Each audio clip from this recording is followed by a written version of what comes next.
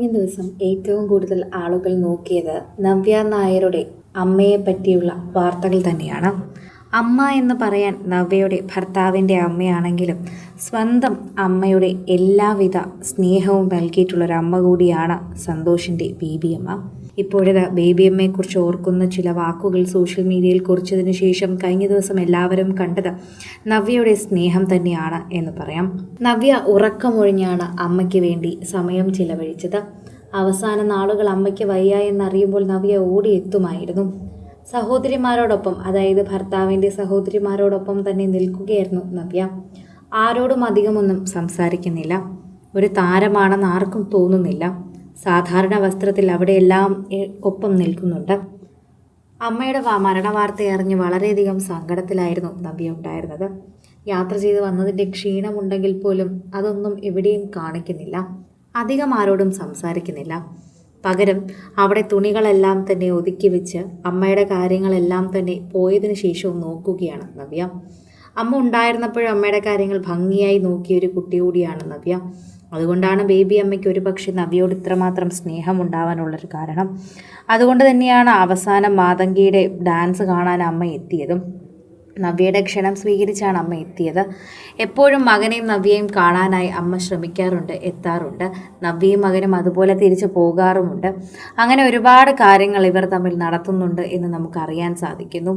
സന്തോഷമായിട്ട് എന്തെങ്കിലും പ്രശ്നമുണ്ടോ എന്ന് ചോദിച്ചാൽ പോലും മറുപടി ഇല്ലെങ്കിലും സന്തോഷിൻ്റെ വീട്ടുകാരുമായി ഇപ്പോഴും അടുപ്പത്തിലാണ് നവ്യ എന്ന് നമുക്ക് മനസ്സിലാകുന്നുണ്ട്.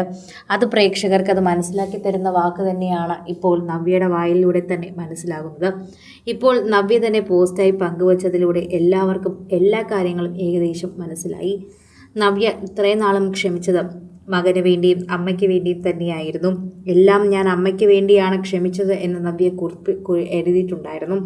ഉറക്കമൊഴിഞ്ഞ നവ്യ അമ്മയുടെ കൂടെ തന്നെ നിന്നു. അമ്മയുടെ ആവശ്യങ്ങൾക്കായി ഓടി. മരിച്ചതിന് ശേഷവും അങ്ങനെ തന്നെയായിരുന്നു നവ്യ ഒപ്പം തന്നെ നോക്കിയത്. ഇപ്പോൾ മരിച്ചതിന് ശേഷം അവിടെ എല്ലാവരും ഓരോ കാര്യങ്ങൾക്ക് തിരക്കിലാകുമ്പോൾ നവ്യ അമ്മയുടെ കാര്യങ്ങൾ ശ്രദ്ധിച്ചു.